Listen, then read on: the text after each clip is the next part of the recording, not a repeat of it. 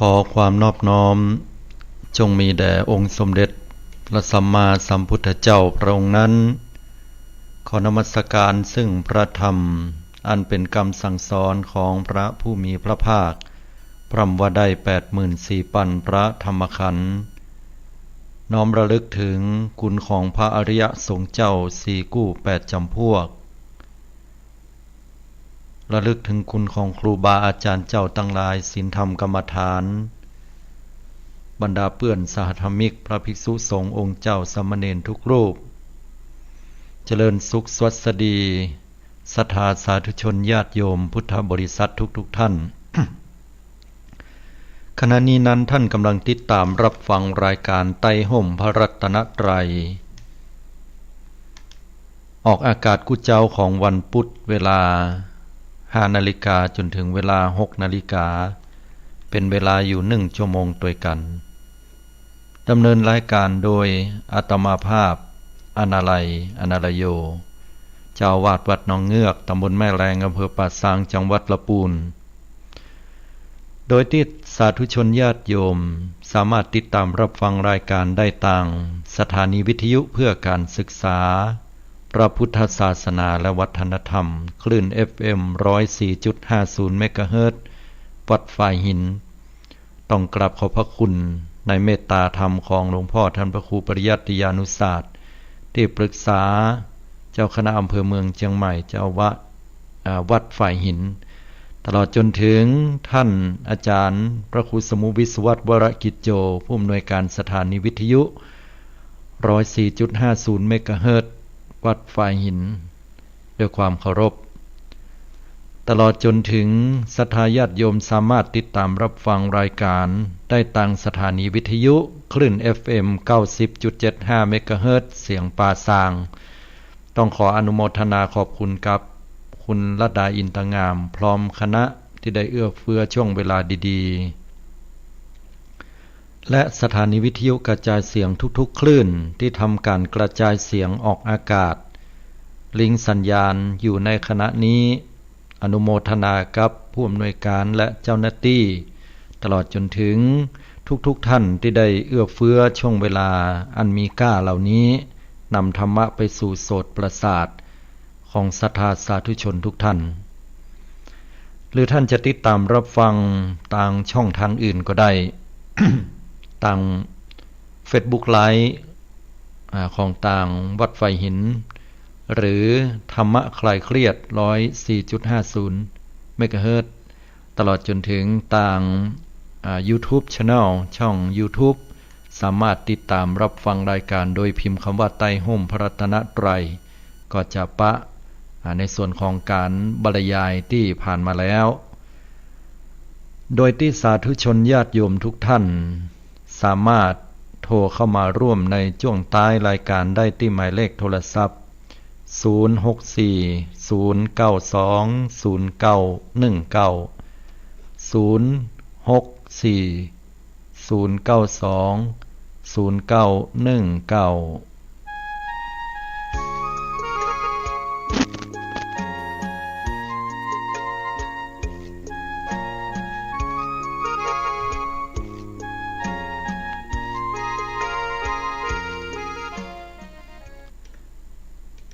สาธุชนญาติโยมพุทธบริษัททุกท่านช่วงเวลาแห่งชีวิตที่เฮาท่านทั้งหลายได้ประสบกับความสุขและความทุกข์ในชีวิตทุกๆวันนี้เฮามักจะรู้สึกว่าบางครั้งเวลาเฮามีความสุขคนที่เพียบพร้อมอยู่รอบข้างกายเฮาบ่ว่าจะเป็นญาติมิตรแก้วสหายคำหรือเพื่อนฝูงคนที่เฮาบ่ฮู้จักก็ดีฮู้จักก็ดีมากหน้าหลายตาเหลือเกินแวดล้อมหน้าล้อมหลังด้วยความยินดีปรีเปรมยกตัวอย่างว่าเวลาที่เฮาประสบความสำเร็จสักครั้งแล้วเฮาก็เฉลิมฉลองงานทุกสิ่งทุกอย่างเฮาก็จะมีแต่คนที่เข้าใกล้และยิ่งเฮามีทรัพย์สินสิ่งของเปิ้นยกย่องทางสังคมว่าเฮาเป็นพ่อเลี้ยงแม่เลี้ยงเฮามีเงินคำกำกาแก้วแหวนแสนสิ่งต่างๆเหล่านั้นก็เป็นที่ยอมรับยินดีเปิงใจ ของบรรดาคนทั้งหลายยามที่เฮามีชื่อเสียงชีวิตกำลังรุ่งเรืองรุ่งโรจน์อยู่ในขั้นชีวิตที่จะขึ้นสู่ความสำเร็จประสบความสำเร็จก็จะมีแต่กรรมที่ชื่นชมยินดีพอใจเข้ามาสู่เฮาจนบางครั้งนั้นเฮารู้สึกว่าเฮามีความสำคัญหรือว่าเฮาฟูใจใจดีใจบานมีความปีติปีเปรมพร้อมกับเป็นกำลังใจในอันที่เฮาจะฝ่าฟันหรือสร้างสรรค์สิ่งใหม่ๆขึ้นมาได้ยามใดก็ตามที่เฮามีความสุขยามใดที่เฮาประสบความสำเร็จยามใดก็ตามที่เฮาสมหวังและเฮาก็มีความสุขใจเบิกบานแช่มชื่นใจมันตรงกันข้ามเหลือเกินในบางครั้งที่เฮานั้นมักจะมีความโดดเดี่ยวอ้างว้างบางครั้งเฮาต้องการใครสักคนหนึ่งเข้ามาสู่จิตใจของเฮาบ่ต้องแย่หยังนักยามที่เฮามีความทุกข์อกทุกข์ใจต้องการที่ระบายต้องการที่เปิ้งต่างใจเขาคนนั้นบ่จำเป็นที่จะต้องควักสตางค์ให้เฮาบ่จำเป็นที่เฮาบากหน้าไปหาแล้วจะต้องไปรบกวนสิ่งอื่นเพียงแค่ว่าได้สดับรับฟังเฮาเวลาที่เฮามีความทุกข์แล้วได้ระบายได้อู้ได้จาพอมันอัดอั้นอยู่ในที่จิตใจของเฮาเพียงแค่นี้เฮาก็พอใจละแต่ดูเหมือนว่าในช่วงชีวิตที่คนเฮามีความทุกข์มันก็เหมือนคล้ายเคราะห์ซ้ำกรรมซัดแม้แต่ว่าคนที่อยู่รอบกายเฮาสักคนหนึ่งนั้นก็หาได้ยากเหลือเกินเฮาก็มักจะตัดพ้อต่อว่าแล้วก็โทษแต่ตัวเก่าอยู่ตลอดเวลาโทษเรื่องกรรมเรื่องเวรโทษเรื่องคนนั้นคนนี้บางครั้งความทุกข์ที่มันถาโถมมาแฟนจากไปก็ดีคนฮักจากไปบิดามารดาได้จากไปก็ดีทรัพย์สินเงินทองที่มีอยู่นั้นอันตรธานหายไปชื่อเสียงที่เคยมั่งคั่งรุ่งเรืองฟุ่งเฟืองก็อันตรธานหายไปลาภยศตำแหน่งที่เคยมีอยู่ก็ต้องมีอันต้องได้จบลงด้วยอายุด้วยวัยก็ดีเข้าสู่ความเป็นผู้ชราก็ปลดระวางไปก็ดีสิ่งเหล่านี้ เป็นสิ่งที่พระสัมมาสัมพุทธเจ้าได้ทรงตรัสสอนหมู่เฮาว่าเป็นเรื่องธรรมดาของโลกมีความเกิดขึ้นตั้งอยู่ดับไปมีลาภก็เสื่อมลาภมียศเสื่อมยศมีสุขมีทุกข์มีสรรเสริญและนินทาเป็นของคู่กันชีวิตคนเฮานั้นมันเหมือนลูกคลื่นใต้ทะเลคลื่นแห่งทะเลที่ปรากฏบางครั้งคลื่นก็สูงบางครั้งก็ดูราบเรียบธรรมดาดี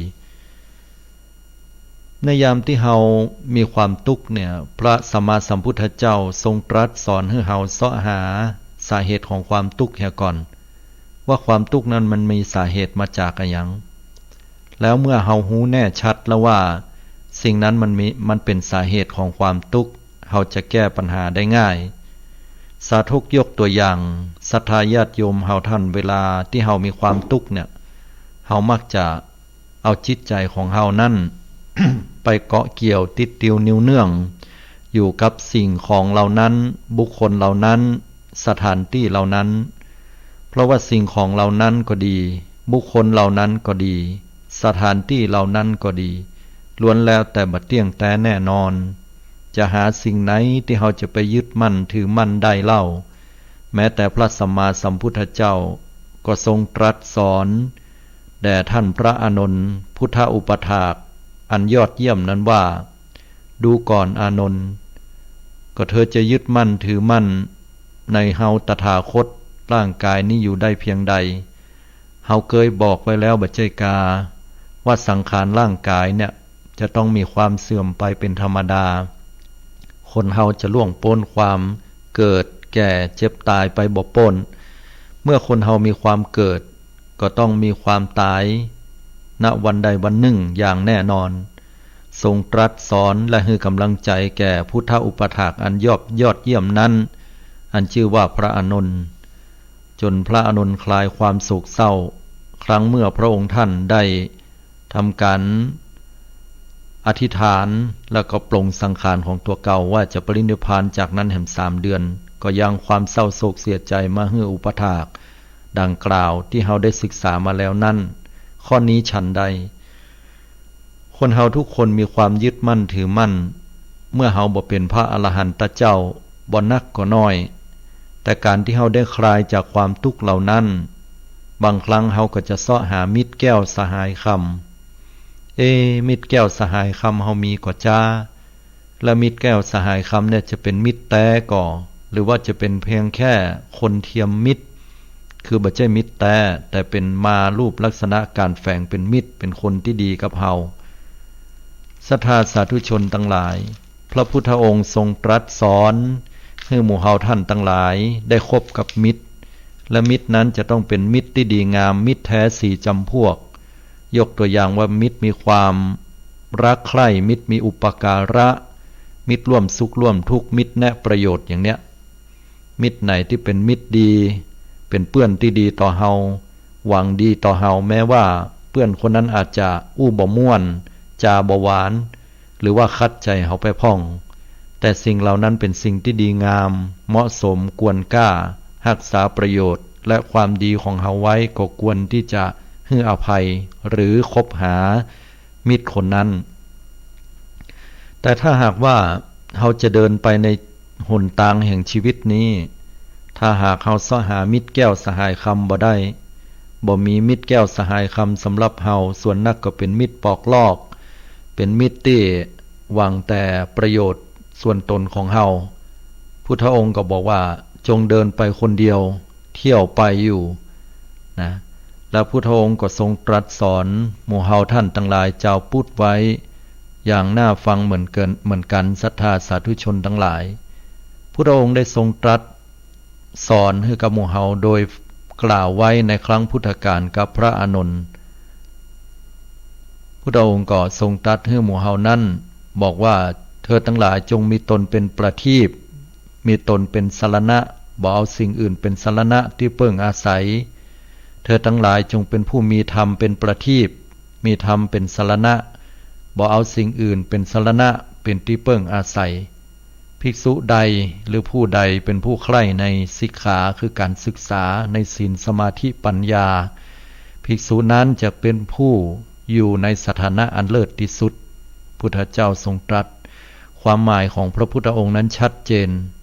ถ้าเฮามาพอนั้นก็คือพระพุทธองค์บอกว่า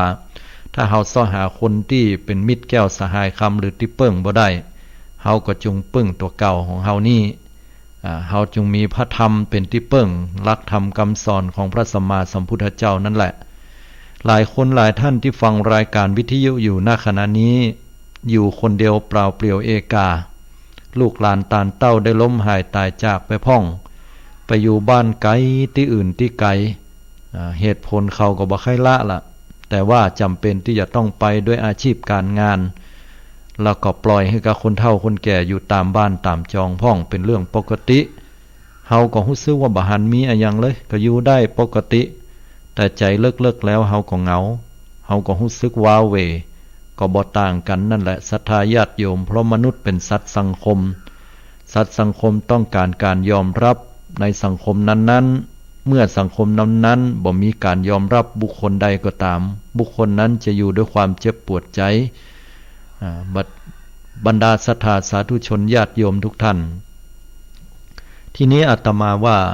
อย่างที่พระพุทธองค์ได้ทรงตรัสสอนไว้ว่าคนเฮาจงมีตัวเก่าเป็นที่เปิ้งเป็นสรณะที่จริงแล้วข้อนี้น่ากึดเพราะอย่างญาติโยมที่แต่เราเฮาก็มีมิตรแก้วสหายคำเหมือนกันนะมีเหมือนกันญาติโยมทั้งหลายญาติโยมลองคิดว่ามันมีไผที่เป็นมิตรแก้วสหายคำจะอยู่กับเฮาต่อไปเฮาก็อยู่คนเดียวหรอว่าอย่างนั้นคือมิตรแก้วสหายคำที่เนี่ยอาตมาจะขอบอกว่าแรกเริ่มเดิมทีเมื่อเฮาเกิดมาเฮาก็มีมิตรแก้วสหายคำคนเนี้ยอยู่กับเฮาละ ในยามที่เฮาเป็นละอ่อนหล่นไปแล่นมาเฮาก็มีมิตรแก้วสหายคำคนเนี้ยประคับประคองไว้ในยามใดก็ตามที่เฮามีความสุขที่สุดมิตรแก้วสหายคำนี่ก็อยู่กับเฮาอยู่โดยตลอด เฮารู้สึกว่ามีความสุขแต่เฮาบ่รู้ตัวยามใดก็ตามที่เฮามีความทุกข์ชอกช้ำใจเฮามีความรู้สึกขัดข้องเคืองใจมีความรู้สึกบ่ม่วนมีความรู้สึกบางครั้งอยากจะตายให้ป้นๆไปเหียแต่เพื่อนคนเนี้ยก็อยู่ใกล้ชิดเฮาเหลือเกินเรียกว่าอยู่ด้วยกันเลยอะนะแต่เฮาบ่ฮู้เฮามองข้ามเฮาพอข้ามไปเหียอุปมาเหมือนกับเฮาอยู่ในบ้านหลังหนึ่งแล้วเฮามีคนคนหนึ่งอยู่ใกล้เฮาแต่เฮาบ่เคยหันบ่เคยเหลียวแลคนคนนี้เฮาพอออกไปนอกหน้าต่างเหียไปซอว่าไผน้อจะเดินเข้ามาในคุ้มหัวบ้านเฮาจะเอาเป็นมิตรแก้วสหายคำเฮาจะไปอยู่ตยเฮาจะไปอู้ไปจาเฮาจะฮักที่สุด คนเฮานะคิดอย่างเนี้ยเฮามีมิตรแก้วสหายคำของเฮาที่คนคนเนี้ยบ่ได้ทำลายเฮาเลยมีแต่กุลของเฮาโดยเฮาโดยตลอดมิตรแก้วสหายคำคนเนี้ยเฮามักจะพยายามหนีออกจากคนคนนี้แต่ว่าคนคนนี้ก็พยายามเหลือเกินว่าจะไปอยู่กับเฮานี้และคนคนนี้หวังดีที่สุดฮักเฮาที่สุดแล้วก็พยายามให้เฮานี่จะอยู่กับคนคนนี้ที่สุดแต่เฮาบ่ยอมอยู่อ่ะโยมเฮาพยายามจะออกไปนอกบ้านพยายามจะไปตั้งอื่นพอไปออกไปนอกหน้าต่างและหน้าต่างนี้มันก็มีอยู่5 บานด้วยกันพอออกไปอยู่ตลอดนะศรัทธาญาติโยมทั้งหลายท่านทั้งหลายได้รับรู้รับทราบก่อว่ามิตรแก้วสหายคำนี้เป็นภัยญาติโยมมิตรแก้วสหายคำผู้นี้มีความสำคัญยิ่งศรัทธาสาธุชนคงจะเคยได้ยินนอว่าเงินคำกำกานั้นมีความสำคัญเป็นอย่างยิ่งเนาะและขณะเดียวกัน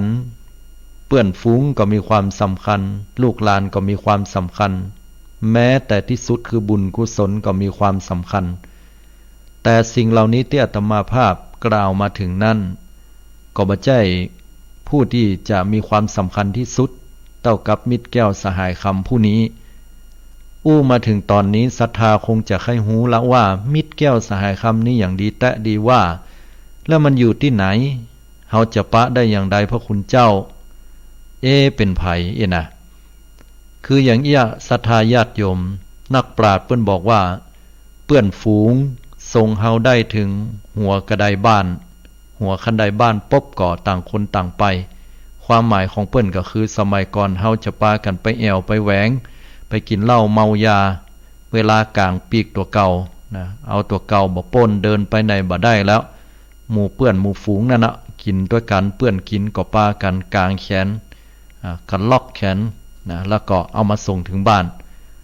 ถึงหัวคันไดแล้วก็ไปขึ้นบ้านเตอะบ้านไผบ้านมันเนี่ยเปิ้นว่าเปื้อนฝูงส่งได้ถึงเพียงแค่หัวคันไดบ้าน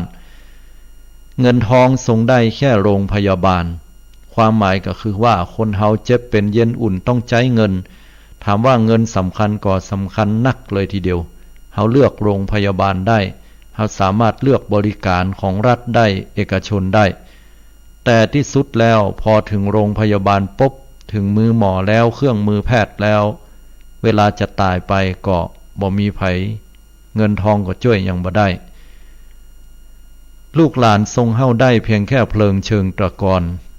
คนที่จะต้องไปส่งเฮาอย่างแน่นอนนั่นคือลูกหลานตานเต้าของเฮาญาติมิตรที่ใกล้ที่สุดนะแม้แต่คนที่บ่ใช่ลูกหลานแต่ว่าวิสาสาปรมายาตีความคุ้นเคยเป็นญาติอันอย่างยิ่งบางคนบ่ได้เกิดมาร่วมเป็นสายโลหิตด้วยกันแต่ว่าเคารพนับถือกันเหมือนพี่เหมือนน้องเหมือนพ่อเหมือนแม่เหมือนลูกเหมือนเต้าคนเหล่านี้จะไปส่งเฮาถึงเพียงแค่เพิงเชิงตะกอนสำคัญอย่างมากเลยแต่ก็บ่ได้สำคัญอย่างที่สุดพอไปถึงเพิงเชิงตะกอนแล้วไปถึงเมนเปิ้นก็เอาสรีระร่างของเฮานั้นใส่เข้าไปแล้วจากนั้นก็เมื่อถึงเวลาประชุมเพลิงเผาแล้วก็จิไฟเผาเป็นหน้าที่ของสัปเหร่อที่จะต้องทำหน้าที่ในการเผาในการสลายร่างของเฮาต่อไปบุญกุศลนั้นส่งเฮาได้ถึงสวงสวรรค์จันทร์ฟ้าอันนี้เป็นความหมายที่ดีมากๆศรัทธาญาติโยมทั้งหลาย แม้ว่าตัวเฮาตายแล้วคุณงามความดีบุญก็ดีกุศลก็ดีไปส่งเฮาถึงสวงสวรรค์จันฟ้าตรงกันข้ามแม้แต่บาปนั้นก็ไปส่งเฮาได้ถึงมรณหกนจีได้เหมือนกันอบายภูมิสัตว์นรกเปรตอสุรกายสัตว์เดรัจฉานได้เหมือนกัน อันนี้ก็คือว่ามีความสำคัญเป็นอย่างนักบุญกุศลส่งเฮาถึงสวงสวรรค์จันฟ้าแต่ที่อาตมาได้กล่าวว่าเพื่อนคนหนึ่งเนี่ยอยู่กับเฮามาโดยตลอดปุ่นไปจนถึงกระทั่งว่าส่งเฮาได้พิเศษที่สุดจนกระทั่งถึงนิพพานในศรัทธาญาติโยมโอ้อันนี้ไผจ้าเฮามีมิตรแก้วสหายคำที่ดีอีตอยกายมน่ากึดก่อพระคุณเจ้าทุเจ้าท่าอาจารย์ไผเนาะที่จะเป็นมิตรแก้วสหายคำเฮาได้ดีขนาดนั้นเร็วซ้ายแลขวาพอก็บ่หันเฮายังอยู่คนเดียวหรอหรือบางเตื้ออยู่กันเป็น7เป็น8เป็น10ปลายก็รู้สึกว่าว้าเวตาเตบ่ได้รู้สึกว่ามีความอบอุ่นใจที่พระคุณเจ้าบอกไปนะเป็นไผแต่จ้าอาตมาภาพขอเฉลยว่าบุคคลผู้ที่เป็นมิตรแก้วสหายคำเฮาเนี่ยบุคคลผู้นี้บัดใจเป็นตัวตนบุคคลเลยเป็นอุปมาอุปไมยเปรียบเทียบจากอาตมาภาพคือกำลังจะบอกว่าสิ่งนี้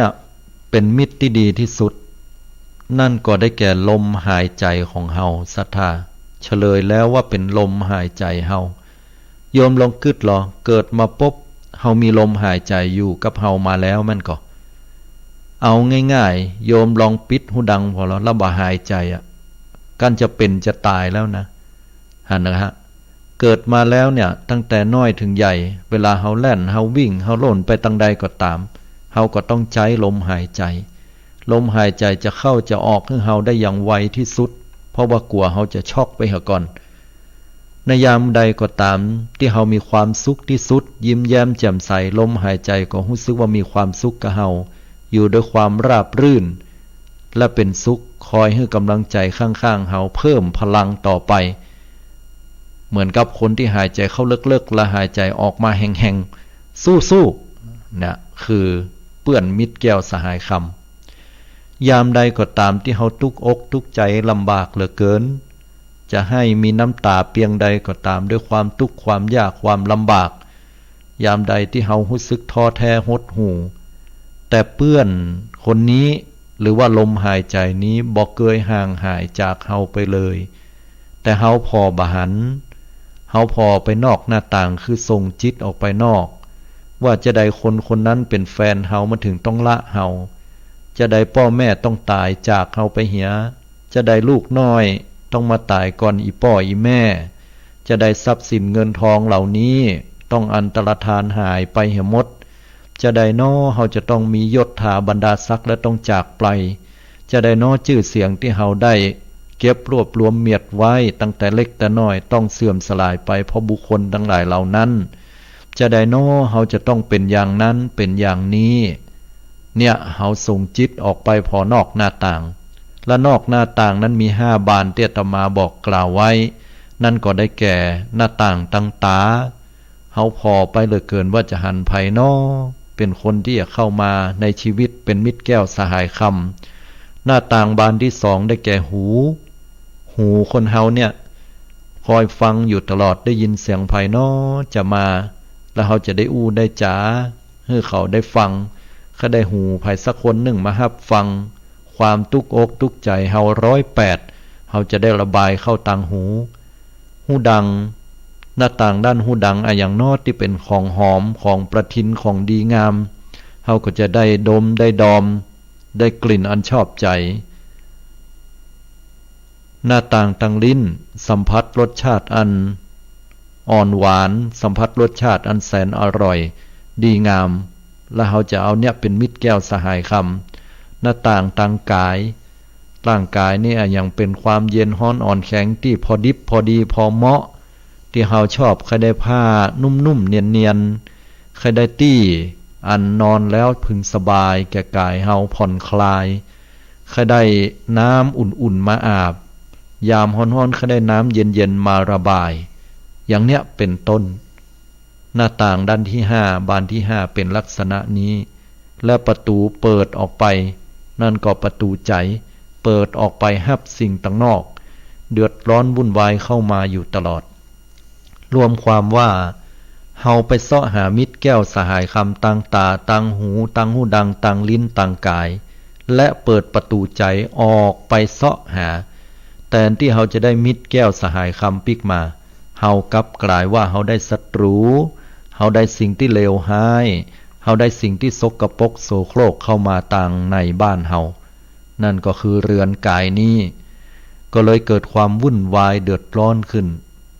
และเฮาก็ถูกเปื้อนที่อยู่ตัวเฮาโดยตลอดเสียใจเป็นอย่างนักนั่นก็คือลมหายใจเนี่ย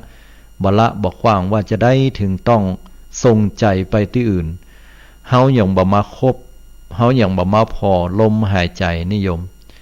โยมเวลาโยมมีความสุขเฮาจะบ่นึกถึงลมหายใจแน่นอนพอเวลาเฮามีความทุกข์เฮาก็ลืมลมหายใจพระพุทธองค์ทรงตรัสให้เฮาท่านทั้งหลายเนี่ยอยู่กับลมหายใจเข้าออกเหมือนที่อาตมาอุปมาเปรียบเทียบไปเนี่ยว่าเหมือนมิตรแก้วสหายคำมันแต่นะโยมยามใดก็ตามที่โยมมีความทุกข์โยมลองตัดความทุกข์เหล่านั้นมาอยู่กับลมหายใจเปิ้นฮ้องว่าอานาปานสติสติกำหนดรู้ลมหายใจเข้าลมหายใจออก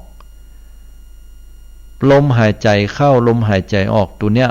พุทธองค์ทรงตรัสว่าเป็นกายอันหนึ่งในกายานุปัสสนาสติปัฏฐานทั้งสี่คือกำหนดลมหายใจเข้าอันลมอันเป็นไปภายในพอหายใจออกมาลมอันเป็นไปภายนอกลมหายใจเข้ายาวก็หูชัดว่าเฮาหายใจเข้ายาวลมหายใจออกยาวก็หูชัดว่าเฮาหายใจออกยาวลมหายใจเข้าไปสั้นก็หูชัดว่าเฮาหายใจเข้าสั้นลมหายใจออกสั้นก็หูชัดว่าเฮาหายใจออกสั้นมีอันหยังเกิดขึ้นกำหนดหูลมหายใจเหล่านี้เป็นการระงับกองสังขารตั้งปวงว่าจิตมันจะฟุ้งซ่านไปก็หูตันจิตมันจะมีความนิ่งสงบก็หูตันเกิดปีติก็หูตันเกิดปราโมทย์ความอิ่มใจก็หูตันหูตันอยู่ทุกขณะอารมณ์สลัดละวางซึ่งสิ่งต่างๆทั้งปวงก็หูตันหูอยู่ในสภาวะอย่างนี้กำหนดลมหายใจอยู่ที่นี่จะไปส่งใจออกไปหาเขาบ่ต้องไปส่งใจไปหาลูกบ่ต้องส่งใจไปหาหลานบ่ต้องส่งใจไปหาพ่อแม่บ่ต้องส่งใจไปหาเงินทองบ่ต้องส่งใจไปหายศถาบรรดาศักดิ์สักวันหนึ่งสังคมเพิ่นก็เอาปิกไปเฮาบ่ได้วางคนเดียวธรรมชาติก็จะต้องเอาไปส่งไปเองคนเดียวของมันฉะนั้นศรัทธาญาติโยมเฮาท่านทั้งหลายลมหายใจนี้มีคุณูปการอเนกอนันต์เหลือเกินยามใดก็ตามที่เฮาสิ้นหวังหลายท่านหลายคนที่อาตมาภาพหันข่าวมักจะพยายามฆ่าตัวตายพอฆ่าตัวตายผูกคอตายกินยาตายก็ดีธรรมชาติร่างกายลมหายใจบ่ยอมพยายามจะบอกพยายามจะชุดรั้งให้เฮามีสติดิ้นรนกวัดแกว่งตลอดเวลากินยาก็ดียังจะต้องหากออกมายังจะต้องมีน้ำลายฟูมปากยังจะต้องมีลมหายใจอันแหงบอกว่าจะไปเตื้ออยู่ด้วยกันนี้การไปอย่างอันบ่ถูกบ่ทองบ่เป็นที่ยินดีบ่เป็นที่เหมาะสมลมหายใจเตือนอยู่ตลอดฉะนั้นแล้วศรัทธาญาติโยมทั้งหลายที่บอกว่าบ่มีภัยหรือมีคนรอบข้างอยู่นักแต่จะหาเป็นมิตรแก้วสหายคำบ่ได้ให้โยมมาเอาตัวเก่าเป็นที่เปิ้งมาเอาตัวเก่าเป็นสรณะนั่นก็ได้แก่อยู่กับลมหายใจสอดคล้องกับธรรมคำสอนของพระพุทธเจ้าที่ว่าเธอจงมีตนเป็นที่พึ่งเธอจงมีตนเป็นสรณะมีตัวเก่าเนี่ยเป็นที่เปิ้งที่อาศัยเธอจงมีธรรมเป็นที่พึ่งมีธรรมเป็นสรณะที่เปิ้งอาศัยก็คือธรรมของพุทธเจ้าคืออยู่กับอานาปานสติลมหายใจเข้าหายใจออกเป็นกายานุปัสสนาสติปัฏฐานถ้าญาติโยมปฏิบัติอย่างอี้น่ะย่อมมีอานิสงส์ผลบุญนักนำพาให้เฮานั้นถึงนิพพานได้เลยนะญาติโยมทั้งหลายบุคคลได้กระทำซึ่งอานาปานสติ ลมหายใจเข้าหายใจออกนะเพียงแค่วันหนึ่งน้อยๆบ่ต้องนักเนี่ยถ้าหากว่าช่วงเวลาที่เราได้กำหนดแล้วมันมีความสงบเพียงแค่เล็กน้อยตอนน้อยเดียวเจ้าเต้ากับจางกระดิกหูงูแลบลิ้นเราอาจจะนั่งอยู่ประมาณ5 นาทีนั่งท่าสบายๆแล้วลมหายใจเรามีความสงบเพียงแค่ชั่วลัดนิ้วมือเดียวน้อยเดียวด้านนะวิบเดียวด้านอานิสงส์ผลบุญนี่มากมายมหาศาลเหลือเกินย่อมจะเป็นที่ยังให้เกิดซึ่งมรรคผลได้นะเป็นตัวส่งเสริมสนับสนุนแล้วก็พัฒนาขึ้นไปอันนี้จะกล่าวไปใหญ่ซึ่งอานาปานสติที่บุคคลหรือภิกษุสงฆ์หรือฆราวาสญาติโยมจะต้องปฏิบัติอยู่เนืองปฏิบัติอยู่บ่อยครั้งปฏิบัติให้นักเขาจะไปอยู่ไหนภาวนาได้พ่องตุเจ้านะถามอาตมาภาพท่านเขาจะปฏิบัติที่ไหนได้พ่องเมื่อคืนนี่แม่ก็ลุกขึ้นมานั่งนะหรือก่อนนอนก่อนยะอันนั้นถือว่าน้อยไปญาติโยมทั้งหลายเมื่อใดที่เขายะได้ถามว่า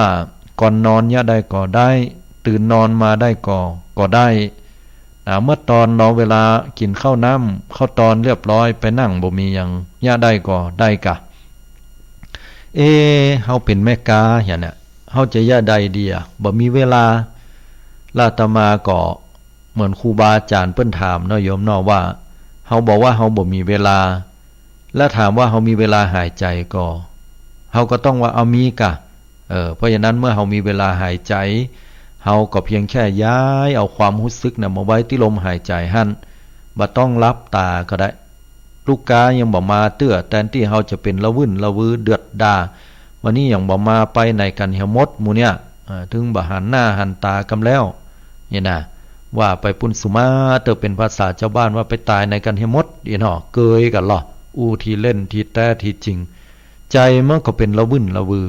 โยมลองเอาลมหายใจเอาสติมาอยู่ลมหายใจเข้าหายใจออกแล้วเฮาหูที่นี่เนี่ยสังขารจิตตสังขารร่างกายมันระงับมันบ่ปรุงแต่งนะภิกษุหรือผู้ปฏิบัติก็รู้ชัดนะในความสังขารร่างกายปรุงแต่งมันละมันระงับลงไปเนี่ยนี่คือลักษณะการปฏิบัติเนี่ยง่ายๆแบบเนี้ยที่พระพุทธเจ้าสอนบ่ได้มีสลับซับซ้อนหยังเมื่อมันตัดสิ่งเหล่านี้ความกังวลได้อย่างนี้ความทุกข์มันก็หายไปทุกวันนี้คนเฮามันมีความทุกข์ก็เพราะว่าการที่เฮาละมิตรแก้วสหายคำอย่างลมหายใจไปเฮาละในสิ่งที่พระพุทธเจ้าได้สอนแบบง่ายๆแต่ว่ามีคุณอเนกอนันต์ถึงขั้นที่จะต้องหลุดพ้นจากความทุกข์ทั้งมวลหลุดพ้นจากความทุกข์ในปัจจุบันยังให้เกิดนิพพานในขณะที่เฮานั่งขายครัวอยู่ฮะนะนิพพานตรงนั้นนิพพานก็คือความเย็นจากความเร่าร้อนคือความโลภความโกรธความหลงความบ่พอจิตบ่พอใจอันใดนิพพานได้แม้กระทั่งว่าก่อนจะตายลาลับดับขันจากร่างกายจิตใจเหล่านี้ดับสงบลงบ่มีเจืออันจะไปเกิดแห่มก็สามารถจะเป็นไปได้ฉะนั้นแล้วท่านทั้งหลายเฮาจะไปสร้างวิบากกรรมสร้างเหตุอันเป็นสิ่งที่จะต้องเฮาได้รับผลวิบากในอนาคตการไปได้จะใดโดยการที่เฮาปล่อยให้มิตรแก้วสหายคำของเฮาอยู่โดยปางเปล่านั่นคือลมหายใจเฮาเอาสติมาอยู่กับที่ลมหายใจที่นี่บ่ปาตัวเก่าไปเป็นละวุ่นละวือกับคนอื่นที่ไหนที่ไกลลูกหลานบ่อยู่เฮาก็อยู่กับมิตรแก้วสหายคำคือลมหายใจทรัพย์สินเงินทองเคยมีมันผ่านไปแล้วก็ให้มาอยู่กับลมหายใจพ่อแม่ตายไปแล้วบ่คืนปิกปอกมาก็อยู่กับลมหายใจเป็นทุกข์เป็นโคตรเป็นเกียรติเป็นอะไรยังก็ตามแล้วแต่เฮาก็ปิกให้มาอยู่กับลมหายใจฉะนั้นแล้วเนี่ยบางครั้งเฮาลืมกันนะแต่เฮาหรือว่าเฮาอาจจะบ่ฮู้เมื่อเฮามาอยู่กับลมหายใจแล้วยะให้มันอยู่กับมันอยู่กับลมหายใจมันบ่อยครั้งยาการไปในช่วงไหนที่เฮาละเลยการก็มากำหนดได้2 นาทีนาทีเดียวบักกี่กรรมก็ได้หรือจะอยู่เป็นชั่วโมงก็บ่ว่าแล้วพอเวลาถึงเวลายาการถึงเวลาอย่างอื่นเฮาก็ไปทำได้ยะได้มีสติอยู่กับการกระทำเหล่านั้นอันนี้ก็คือการที่เฮาได้อยู่กับมิตรแก้วสหายคำที่เขาฮักเฮาที่สุด ฮักแต่บัดแต่เฮาลองเอามือไปปิดหูดังบ่ล่ะเฮาบ่ยอมปล่อยเนี่ยลมหายใจนี่มันลู่จะปุ้งออกเลยนะลู่จะปุ้งออกลู่จะหายใจเข้าเพราะอะไรอย่างล่ะเพราะว่าลมหายใจนี่ฮักเฮาจนกระทั่งว่าสิ้นชีวิตนั่นน่ะพอเฮาตายปุ๊บลมหายใจดับก็คืออันเดียวกันไปเลยเนี่ยเฮาจะหันว่าเมื่อเฮามีลมหายใจอยู่เฮาก็จะต้องอยู่กับลมหายใจฝึกฝนอบรมที่นี่แล้วเฮาจะดับทุกข์ดับเข็ญดับยากจะถึงมรรคผลนิพพานได้ก็ตรงนี้ถามว่าเฮาได้ลงทุนในอย่างก็บ่ได้ลงทุนในอย่างเลยศรัทธาญาติโยมใจเพียงแค่สติเอาไปกำหนดหูเต้าอ้านน่ะญาติโยมแล้วความสุขอันเบ่งบานที่เฮาบ่เคยสัมผัสมาก่อนจะเกิดขึ้นอย่างแน่นอนปัญหาทุกอย่างที่มันเกิดขึ้นบนโลกใบนี้แก้ได้หมดทุกปัญหาถ้าเฮามีสติอยู่กับลมหายใจเมื่อเจริญสตินักขึ้นกำหนดลมหายใจนักขึ้นไปแล้วปัญญามันจะเบ่งบานเองเหมือนกับเฮาปลูกต้นไม้เนี่ยเฮาบ่จำเป็นที่จะต้องปลูกดอกมันโดยละไปเด็ดดอกที่อื่นมามัดติดต้นไม้นั้นมันจะดอกเดียวกันล่ะโยมเฮาจำเป็นจะต้องไปทำอย่างอื่นนอกจากดูแลต้นไม้ต้นตอกฮื้อน้ำฮื้อปุ๋ยมันดีๆมอกปอเหมาะปองามอากาศดีแล้วต้นไม้นั้นจะเจริญเติบโตงดงามฮื้อดอกฮื้อผลเฮาข้อนี้ฉันใดการที่เฮาจะมีปัญญาบ่ใช่ว่าเฮาจะไปเซาะปัญญาเป็นตัวเป็นตินที่ไหนมาใส่บ่ใช่อันแต่การสร้างปัญญาด้วยเหตุของเฮาคือหูลมหายใจเข้าออกเนี่ยเป็นภาวนามยปัญญาปัญญาอันเกิดจากการภาวนาเมื่อปัญญาอันเกิดจากการภาวนาปรากฏจดเจือขึ้นเฮาจะสามารถแก้ปัญหาทะลุปุโปร่งได้ทุกอย่างศรัทธาญาติโยมต้องบอกว่าทุกอย่างเลยฉะนั้นมันอยู่ที่ตัวเฮาแล้วว่าเฮาจะมาฮู้จักมิตรแก้วสหายคำลักษณะของลมหายใจเนี่ยได้นักน้อยเพียงใดขึ้นอยู่กับหมู่เฮานั่นแหละใครปนทุกข์ปนยากก็อยู่กับสิ่งเหล่านี้วันนี้อาตมาภาพได้บรรยายมาเป็นเวลาพอสมควรเลยทีเดียวให้ศรัทธาญาติโยมได้นำเอาหลักธรรมคำสอนของพระสัมมาสัมพุทธเจ้าได้ไปปฏิบัติได้ไปใจในชีวิตประจำวันรู้จักคำว่าเปื้อนแต่เปื้อนหักของเฮาแม้ว่าเฮาจะบ่มีภัยอยู่รอบข้างกายแต่เฮายังมีลมหายใจอยู่นะกระทั่งจบจนวาระสุดท้ายแห่งชีวิตก่อนที่เฮาจะดับขันลาลับจากโลกนี้ไปก็อยู่กับเปื้อนนี้แล้วกำหนดสติรู้ลมหายใจเข้าหายใจออกหูว่าสังคมหูว่าโลกหูว่าชีวิตนี่มันเป็นทุกข์ปลงวางทุกอย่างวางไว้สละวางทุกสิ่งทุกอย่างบ่ทำคืนละอย่างนั้นเฮาก็จะสามารถนิพพานได้พร้อมลมหายใจที่หมดไปฉันใดก็ฉันนั้นก็ขออนุโมทนากับศรัทธาญาติโยมทุกท่านวันนี้ฟังรายการอาตมาภาพบ่ได้ปะกัน 3-4 ติดนะเนื่องจากว่า3-4 ปุตด้วยกันเนื่องจากว่ารายการเพิ่นก็ยกไปทำการถ่ายทอดสดนะการปฏิบัติธรรมหรือการประพฤติวัดนะส่วนของปริวัติกรรมก็ดีหรือแม้แต่ธุระอื่นใดที่อาตมาภาพจะต้องได้ปฏิบัติก็เป็นเหตุเป็นปัจจัยบ่ได้ปะกับญาติโยมมาในวันพุธนี้โทรเข้ามากันได้ในเวลานี้ได้มาปะศรัทธาญาติโยมแล้ว064 092 0919โทรมาแล้ว7631ขออนุญาตรับสายเนาะเจริญปอนลงฟังเลยซ้ำปูดลงไม่ได้ยินลงฟังเลยจ้าเลยอนุโมทนาเข้าใจดีเนาะคำสอนของอันพระครูนะลงฟังเดี๋ยวเจ้ารอฟังเดี๋ยวซ้ำปูดก็ไม่ได้ยินโทรหาก็ว่าหาว่าไปไหนบอกโอ้ยขออภัยตัวเนอลงเนอเพราะว่าตนเองก็มีการมีงานช่วงนี้ก็เข้ากรรมคนเดียวก็เอาคำสอนของพระครูเนี่ยมาใส่ใจวันนี้นะเนาะดีละอยู่กับลมหายใจเนอลงเนออยู่กับลมหายใจหนักเนอลงจะทำใจอย่างคำสอนวันนี้ดีละหลวงพ่อเขาวันนั้นก็ว่าหาว่าไปไหนให้แสบบอกถ้าติดการติดงานหวังนี้สาธุจำใส่ใจไว้เนอบุญกรรมบุญจูนลงเนอ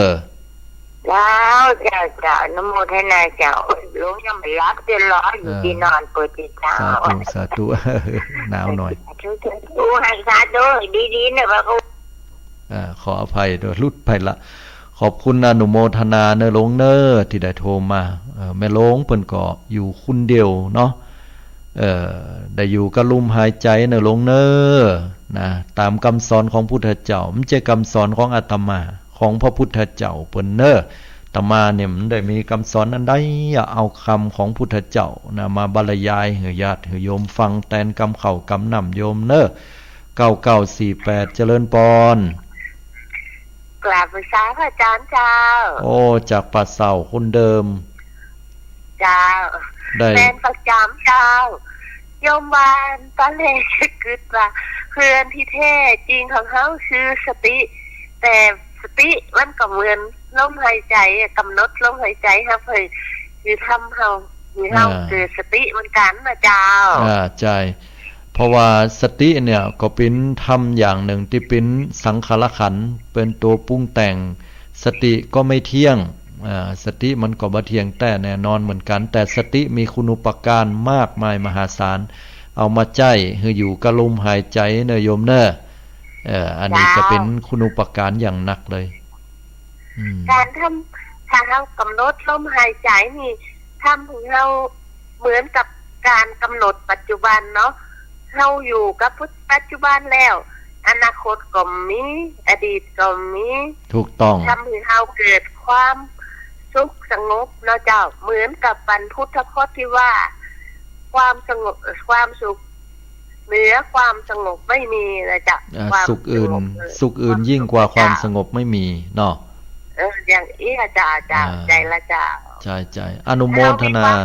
แรกว่าสบายอกสบายใจเจ้าแม่นละเพราะนั้นเฮามีความสงบแล้วมันก็เป็นความสุขใจอย่างหนึ่งที่ยิ่งยวดเลยทีเดียวเนาะเจ้าอนุโมทนาเนอเจริญพรบุญกรรมบุญจูเนาะเพราะนั้นถูกอย่างโยมว่านั่นนะว่าถ้าเฮาอยู่กับปัจจุบันนะอดีตก็มีอนาคตก็มีถูกละถ้าเฮาอยู่กับอดีตปัจจุบันกับอนาคตก็มีอยู่กับอดีตอยู่กับอะหยังอยู่กับเรื่องเก่าๆเพิ่นเฮาว่าสังขารขันธ์ปรุงแต่งเรื่องเก่าๆที่ผ่านมาแล้วก็มาเป็นเครื่องบางคนก็ปลื้มใจดีใจในเรื่องดีๆบางคนก็เศร้าโศกเสียใจเจ็บอกเจ็บใจในสิ่งที่เป็นทุกข์เก็บมาคิดอย่างนี้อยู่กับอดีตอยู่กับอนาคตเรื่องที่ยังมาถึงก็กังวลใจ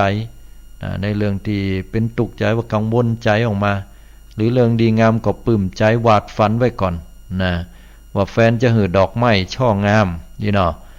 ผลปรากฏว่าถึงวันนั้นมาแฟนมาเฮ็ดกรรมเนี่ยอันนั้นก็เป็นหน้าบ่งามละอย่างเงี้ยเป็นต้นฉะนั้นก็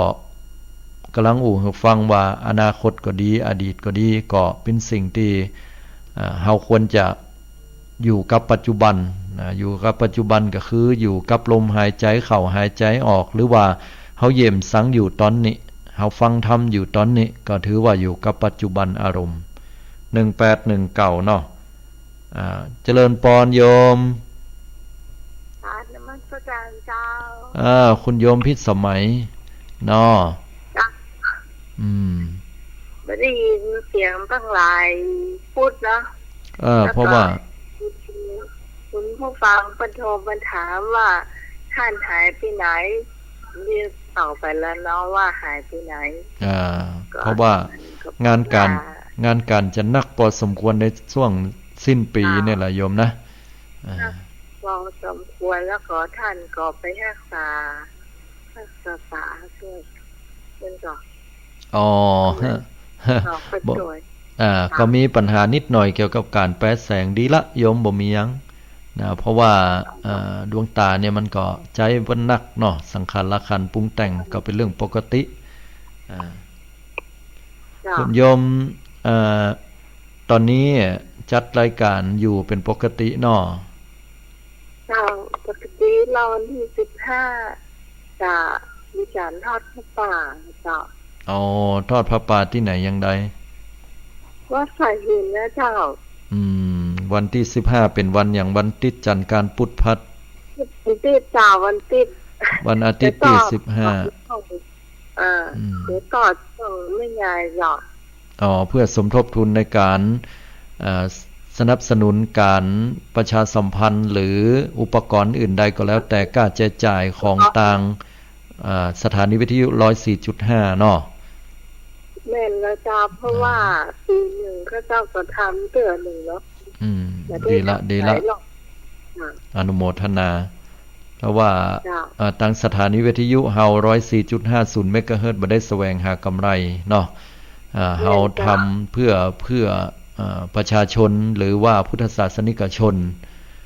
ในอันที่จะต้องนำเอาหลักธรรมคำสอนของพระสัมมาสัมพุทธเจ้ารวมถึงวัฒนธรรมประเพณีที่ดีงามข่าวสารอย่างต่างๆถึงแด่ผู้ฟังเนาะคนจับรายการก็ไม่ใช่ว่าได้เดือนอย่างท่านเนี่ยเนาะแม่นไม่ใช่ว่าเดือนเนาะเขาก็เอาแต่ตัวเก่าตลอดเนาะใช่เพิ่นเฮามาได้บุญโยมเนาะได้บุญได้กุศลร่วมกันนะก็ถือว่าแทนกำเข้ากำน้ำญาติโยมไปในตัวตยว่าอย่างนั้นเนาะ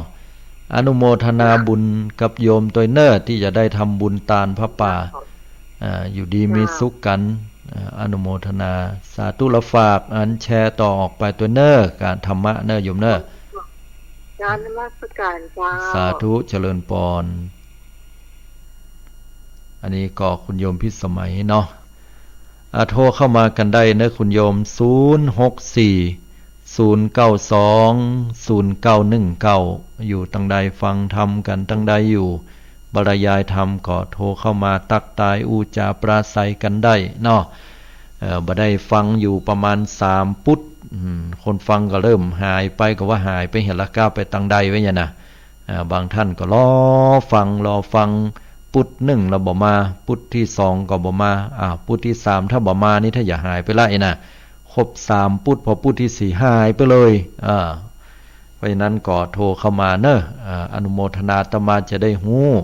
ว่าโยมเนี่ยฟังอยู่ปุ่นตังเมืองฟางกาชัยปราการกาเนี่ยหายไปเลยนะตัง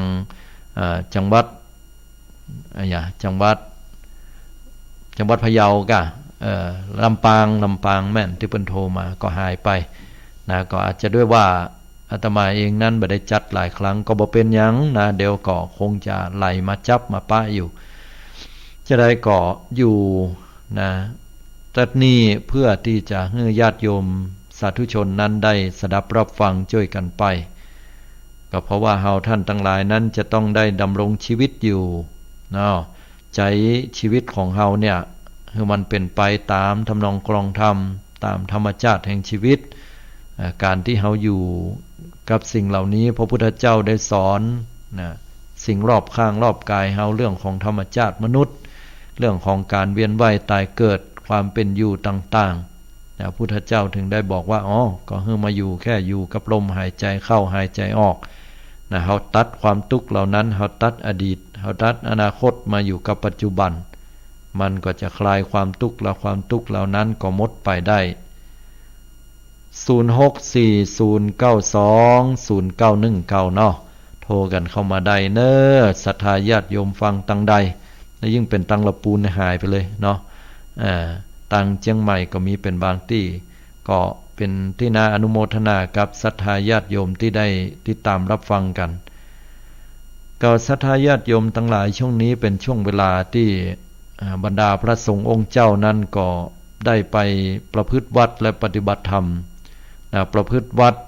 ในส่วนของปริวัติกรรมเป็นการที่พระคุณเจ้าเปิ้นมีความรู้สึกว่าศีลของเปิ้นบ่สะอาดศีลชำรุดไปท่านเปิ้นก็ได้ไปทำการเข้าปริวัติกรรมชำระศีลของเปิ้นให้สะอาดขึ้นจนมีความรู้สึกว่าดีละจิตใจมันเป่งมันวะพระสงฆ์ได้ประพฤติมานัต6ราตรีแล้วก็ทำการสวดออกจากอาบัติเหล่านั้นโทษเหล่านั้นเปิ้นก็เป็นผู้ที่มีจิตใจมีกายวาจาใจบริสุทธิ์แล้วก็พร้อมที่จะปฏิบัติหน้าที่ของความเป็นทรงสาวกของพุทธเจ้าต่อไปหรือเปิ้นบางที่ก็ปฏิบัติธรรม ปฏิบัติธรรมอย่างเฮาหันง่ายๆยกตัวอย่างเข้าลุกขมูลก็ดีหรือว่าปฏิบัติโสสนกรรมก็ดีอันนี้เฮาก็จะหันว่าเพิ่นมีการปฏิบัติกันอยู่โดยตลอดแต่ละปีคณะสงฆ์ก็มีการกำหนดกันว่าวันนั้นถึงวันนั้นตำบลนี้ปฏิบัติเข้ากรรมที่หั่นวันนี้ถึงวันนี้ตำบลนั้นเข้ากรรมปฏิบัติอยู่ที่ปุ้นเนี่ยนะทั้งนี้ก็เพื่อบ่ให้มันจนกันล้ำไปแล้วญาติโยมก็จะได้ไปทำบุญได้นะแล้วก็ไปมีโอกาสในการบำเพ็ญทานรักษาศีลเจริญสมาธิภาวนาตามที่เฮาได้ประเพณีนิยมที่เฮาได้ปฏิบัติสืบต่อกันมาโดยทุกๆครั้งอันนี้ก็ขออนุโมทนากับบรรดาศรัทธาสาธุชนญาติโยมทุกท่านโดยเนาะที่ได้ไปกินไปทานไปร่วมปฏิบัติธรรมเนี่ยก็เป็นสิ่งที่พระสงฆ์ท่านมีใจอันจะอนุเคราะห์ในเรื่องของการปฏิบัติตัวเก่าซึ่งต่างจากปริวาสกรรมปฏิบัติธรรมนี่เปิ้นต้องการที่จะไปคัดเกลาขูดเกลากิเลสตัวเก่าโดยการที่อยู่วัดก็มีความสะดวกสบายหลายอย่างพอไปอยู่ตูบอยู่ผามประลำผามเต้นก็จะต้องได้รับความลำบากน้อยยิ่งมีธุดงควัตร13 ข้อ13 ข้อแต่ละข้อนั้นก็เป็นไปเพื่อการขูดเกลาคัดเกลากิเลสโดยเฉพาะสาธกยกตัวอย่างเช่นว่าฉันในบาตรเป็นวัดแล้วถ้าหากว่าบ่ได้มีภัตตาหารอยู่ในบาตรก็จะบ่ฉันไปอยู่ในถ้วยในจ้อนในอย่างอื่นแตนเหียเปิ้นจะบ่ฉันทั้งนั้นภาชนะอื่นสมทานการเดินบิณฑบาตเที่ยวบิณฑบาตไปตามแถวเป็นวัดแถวใดแถวนั้นแล้วก็จะบ่มีไปบิณฑบาต2 รอบ 3 รอบอันใดอันนี้ก็เป็นวัดปฏิบัติแสดงถึงการลดความโลภลงถือเนสัชชิกังฆาธุดงค์ก็คือการนั่งตลอดบ่มีการสำเร็จอิริยาบถการนอนคือมีแต่ยืนเดินนั่งแล้วก็บ่นอนบางคนบางตนก็อธิษฐานวันหนึ่งคืนหนึ่งบางตนบางองค์ก็อธิษฐาน7 คืน 7 วันบางตนบางองค์อธิษฐานเป็น3 เดือนสำเร็จอิริยาบถบ่นอนเนี่ยทำได้แต่นะโยมทำได้แต่ก็มีพระป่าก็ดีพระบ้านบางตนบางรูปที่เปิ้นมีวัดปฏิบัติที่ดีเปิ้นก็ทำอยู่อันนี้ก็คือธุดงค์ที่13 ข้อยกตัวอย่างมาให้ฟังบางข้อว่าเปิ้นไปปฏิบัติธรรมเปิ้นจะได้ทำการสมาทานธุดงควัตรเนี่ยมีข้อไหนพ้องอย่างยกตัวอย่างว่าเปิ้นไปอยู่ปื้นก่อไม้เปิ้นก็อธิษฐานว่าลุกขมูลิกังคังสมาธิยามิสมาทานว่าข้าพเจ้าอยู่ปื้นก่อไม้ลุกขมูลเนี่ยนะถ้าไปอยู่ในป่าอารัญญิกะก็สมาทานอยู่ปื้นก่อปื้น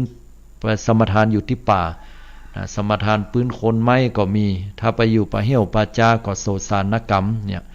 เสนาสนะสนิกังคังสมาทานเรื่องเสนาสนะที่อยู่ที่อาศัยเป็นลักษณะของเปิ้นจัดให้อยู่อย่างใดก็อยู่อย่างนั้นอันนี้ก็มีอันนั้นฉะนั้นแล้วศรัทธาญาติโยมทั้งหลายก็เฮาก็มีโอกาสได้ในการไปทำบุญสร้างกุศลก็ไปร่วมกันอย่างที่ตำบลของอาตมาภาพในตำบลแม่แรงอำเภอป่าซางก็ปฏิบัติธรรมกันตั้งแต่วันที่2จนถึงวันที่10เดือนมกราคม2566ซึ่งก็ปฏิบัติธรรมกันที่สุสานป่าจ้าบ้านดอนหลวงซึ่งเป็นโสสนกรรมศรัทธาญาติโยมก็สะดวกที่ไหนใกล้ที่ไหนไปร่วมทำบุญตักบาตรฟังธรรมกันได้ไปร่วมกิจกรรมของเปิ้นได้เนอะอนุโมทนาตวยเอาละโทรกันเข้ามายังมีอยู่ก็ดักปิ้งวิงวอยหายกันไป0640920919วันนี้ก็นำเอาเรื่องอานาปานสติกำหนดรู้หูลมหายใจเข้าหายใจออกศรัทธาญาติโยมก็คงจะได้พโยชนะหรือว่าเนื้อหาธรรมแก่นธรรมที่พระสัมมาสัมพุทธเจ้าทรงตรัสเป็นนิเขปบทเบื้องต้นก็ดีอาตมาภาพนั้นก็ได้อัญเชิญได้นำมาแสดงจำแนกชี้แจงเผยแผ่ให้กับบรรดาศรัทธาญาติโยมฟังก็ขอให้ศรัทธาญาติโยมนั้นได้นำเอาหลักธรรมเหล่านี้ไปใช้ง่ายๆแล้วก็ปฏิบัติแล้วก็ได้ผลจะกล่าวไปยายที่จะปฏิบัติให้นักขึ้นตามลำดับเนาะก็คงจะบ่มีไผโทรเข้ามาแล้วเนาะต่อไปก็ หวังว่าพบปุตต่อไปก็คงจะมีญาติมีโยมได้มาฟังกันบัจัดหลายเตื้อนะญาติโยมก็หายไปเหมือนกันเนาะเอาละกุศลและมหากุศลใดก็ตามที่บรรดาศรัทธาสาธุชนญาติโยมได้ติดตามสดับรับฟังรายการใต้ห่มพระรัตนตรัยโดยศรัทธาญาติโยมนั้นสามารถย้อนไปรับฟังได้ที่ YouTube Channel พิมพ์คำว่ารายการใต้ห่มพระรัตนตรัยใต้ร่มพระรัตนตรัยโยมก็สามารถที่จะฟังย้อนหลังได้ทุกๆครั้งที่อาตมาได้บรรยายธรรมมาขอกุศลมหากุศลเหล่านี้เป็นเหตุปัจจัยปกห่มรักษาศรัทธาสาธุชนพุทธบริษัททั้งหลายได้มีความสุขความเจริญท่านทั้งหลายนั้นได้มีสติอันตั้งมั่นอยู่กับปัจจุบันอารมณ์แล้วให้ท่านทั้งหลายได้พ้นจากปัญหาพ้นทุกข์พ้นยากพ้นความลำบากทุกสิ่งทุกประการไปได้ด้วยดีให้ได้เจริญตึงต่างโลกและเจริญต่างธรรมให้ทำสี่ประการบังเกิดแก่ญาติโยมคืออายุวันนะสุขะพละขอทุกท่านจงมีความสุขความเจริญยิ่งขึ้นไปให้ถึงฝั่งมรรคผลนิพพานโดยเร็วพลันทุกท่านทุกคนด้วยเทอญ